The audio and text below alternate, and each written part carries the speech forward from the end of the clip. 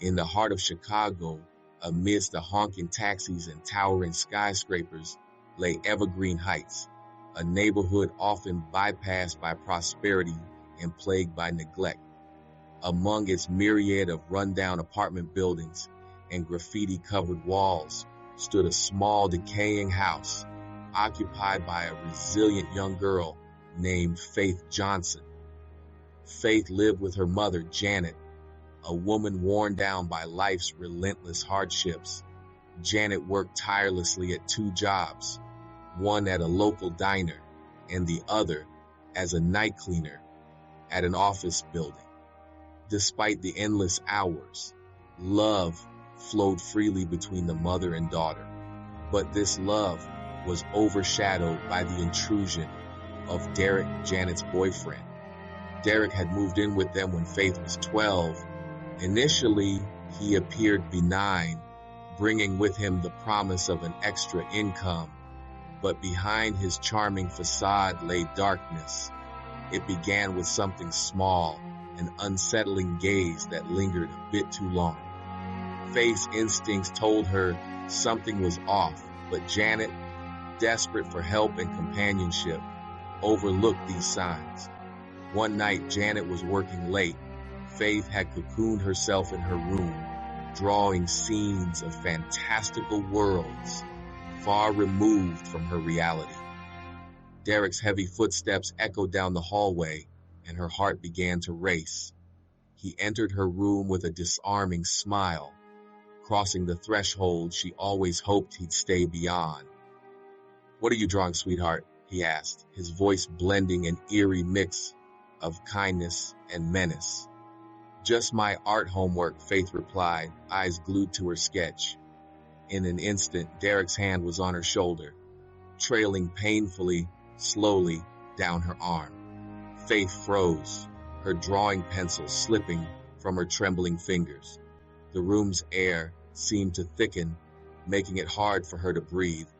Derek's actions escalated, stealing her innocence, leaving her scarred and terrified. The assaults became frequent, but Faith remained silent. Derek's threats were clear. If she ever told anyone, he'd hurt her mother.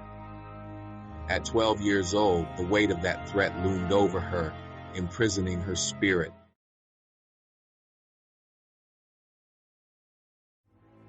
By the time Faith turned 13, the accumulative trauma had begun to erode her foundation.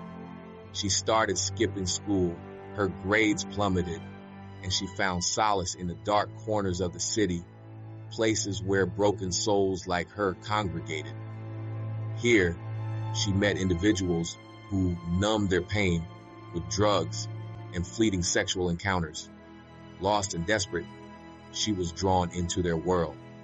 One night, Faith found herself in an abandoned building, the walls peeling and the air filled with the pungent scent of decay. A girl named Raven offered her a small, colorful pill. "This will make everything easier," Raven promised, her eyes reflecting the same haunted emptiness that Faith felt. With trembling hands, Faith took the pill, and soon the world around her blurred. The drug induced an artificial euphoria, making the unbearable memories seem distant. But the escape was temporary. When the high faded, reality crashed back in, and the need for another escape grew stronger. Prostitution became her means to an end. On a cold, windy Chicago night, she stood on a street corner for the first time, feeling both terrified and numb. As the cars passed by, each headlight illuminating her face for a brief moment, before leaving her in darkness again, she couldn't help but feel like a ghost, existing somewhere between life and death. A coarse-voiced man pulled up beside her. "How much?" he asked bluntly, his eyes void of compassion. Faith told him a price, one she knew would feed her mother and buy her another escape. The transaction was quick and hollow, leaving Faith's soul chipped away with each encounter. Her drawings, once vibrant and hopeful, were now abandoned, buried under layers of despair.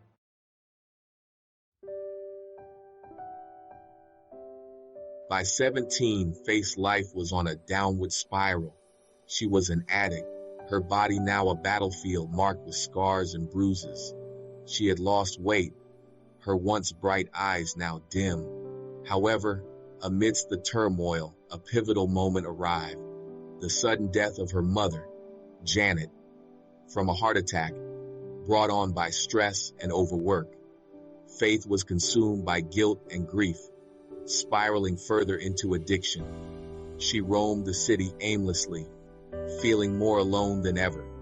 During one such night, she found herself in a dingy shelter, seeking warmth. There, she met Miriam, a social worker with a compassionate yet formidable presence. Miriam approached Faith, sitting down beside her. "Hi, I'm Miriam. I run the Women's Outreach Program here," she said, gently, offering a warm smile. Her eyes, kind and understanding, seemed to see through Faith's pain. Faith glanced up, her voice barely a whisper. "I don't need help." "Maybe not, but sometimes just talking helps," Miriam replied, undeterred by Faith's initial resistance. Over the following weeks, Miriam's persistence broke through Faith's defenses, slowly earning her trust. Miriam arranged for Faith to attend therapy sessions.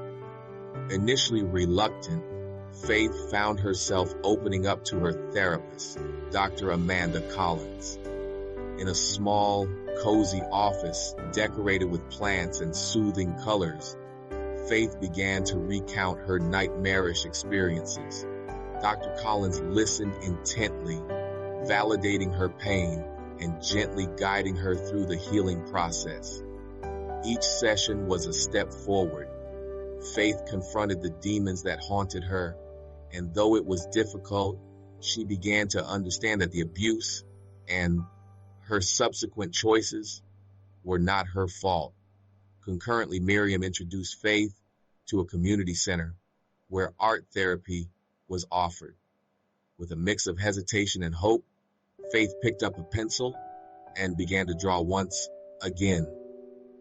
Her first pieces were dark, depicting shattered hearts and stormy skies, but they were also cathartic, providing an outlet for her emotions.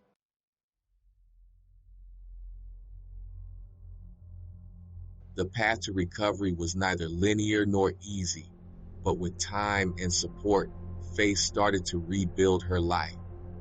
Miriam helped her find a part-time job at a local bookstore. The smell of fresh pages in the quiet corners became her refuge. Reading stories of resilience and adventure reignited her own desire to rise above her circumstances. Faith also became actively involved in her support group, where members shared their struggles and victories in a safe space. The camaraderie and shared empathy helped her to feel less isolated. Through the support group, Faith met other young women who had faced similar traumas, and together they began the journey towards healing. One evening, at a support group meeting, hosted in a church basement with warm, low lighting, Faith decided to share her full story for the first time. "My name is Faith," she began, voice trembling but steady, "and I've survived things I wouldn't wish on anyone." The group listened intently, their silent support a palpable force. Faith spoke about Derek, her descent into prostitution and drug use, her mother's death, and the journey Miriam and Dr. Collins had walked with her. When she finished, there was a moment of profound silence, followed by soft, supportive applause. She felt lighter. The burden of her silence lifted. Faith's art classes at the community center grew in significance. She realized she wasn't just healing herself, she was also helping others. Watching the younger children, often from troubled backgrounds, express themselves through art was profoundly rewarding. One little girl, Keisha, reminded Faith of herself. Keisha was quiet and withdrawn, but had a natural talent for drawing. Faith spent extra time encouraging her, fostering her confidence. Slowly, Keisha's drawings evolved from scribbles to intricate pictures, reflecting the transformation happening within her.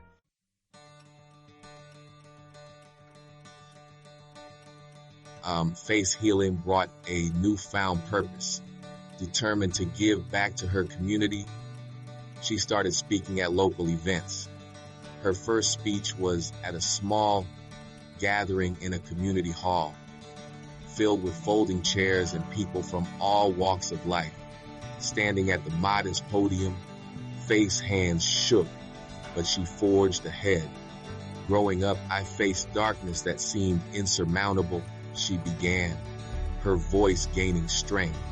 But I'm here to tell you that no matter how impossible it seems, you can overcome it. Her story resonated deeply.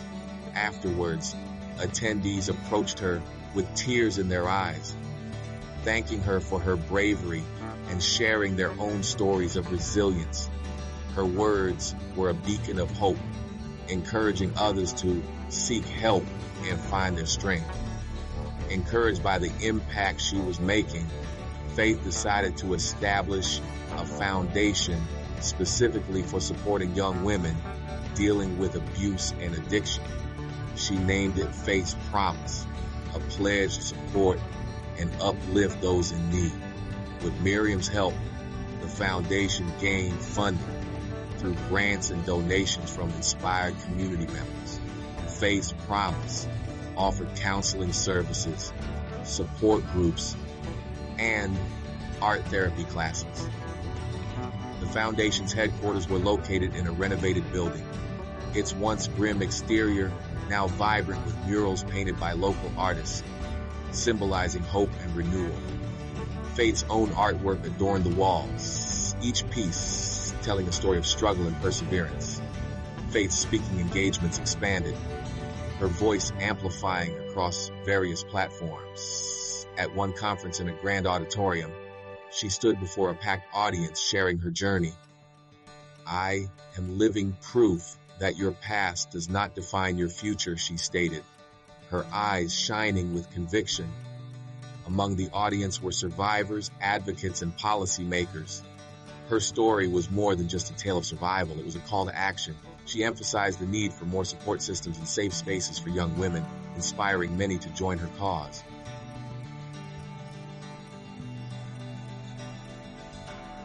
Faith's determination to make a difference never waned. She continued to walk the streets of Evergreen Heights, offering resources and a listening ear to those still struggling. She became a mentor to many, guiding them towards a path of healing and empowerment. One night, as she sat in her modest but cozy apartment filled with books and art supplies, Faith reflected on her journey. The road had been arduous, but every hardship had built her resilience. Every setback had forged her strength. She had transformed from a broken girl into a beacon of hope. Faith's foundation thrived, touching countless lives. Keisha, the young girl she had mentored, became one of the foundation's brightest success stories. She grew into a confident young artist, her paintings reflecting the hope and joy she had found through Faith's guidance. On the eve of her 21st birthday, Faith stood before a large crowd at an event celebrating the achievements of Faith's Promise. The audience, filled with survivors, supporters, and community members, watched as she took the stage. Tonight, we celebrate not just the past, but the incredible future we can build together, she declared, her heart swelling with pride and gratitude as she looked out at the faces of those she had helped and those who had helped her. Faith knew her journey was far from over. Her story had become a powerful testament to the strength of the human spirit, a reminder that even in the darkest of times, there is always a way to rise from the shadows. And with each new dawn, Faith continued to rewrite her narrative, one of resilience, compassion, and unwavering hope.